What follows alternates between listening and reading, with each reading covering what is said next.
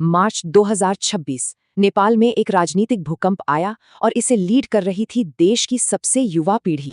नई सरकार बने अभी एक ही दिन हुआ था कि सुबह 5 बजे गृह मंत्री का ये मैसेज ऑनलाइन आया। नेपाल के इतिहास में ऐसा पहली बार हुआ जब किसी पूर्व प्रधानमंत्री को हिरासत में लिया गया। ये ऑर्डर आया था 35 साल के एक रैपर और इंजीनियर बालेन शाह की सरकार से, जो नए प्रधानमंत्री थे।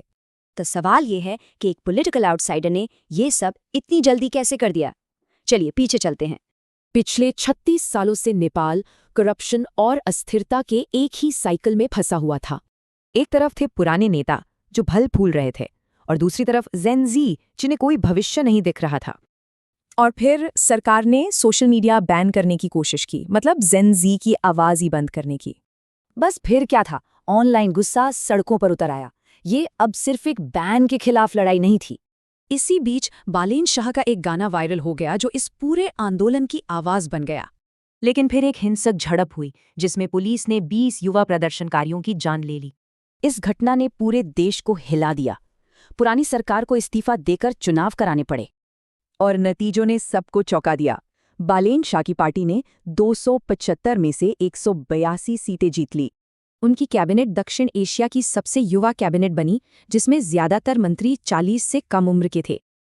अब सरकार में पुराने नेताओं की जगह थे एक्सपर्ट्स और एक्टिविस्ट्स, जो नए आइडियाज लेकर आए। और आते ही पहले दिन से ही उन्होंने नियमों को बदलना शुरू कर दिया, बड़े और छोटे हर लेवल पर।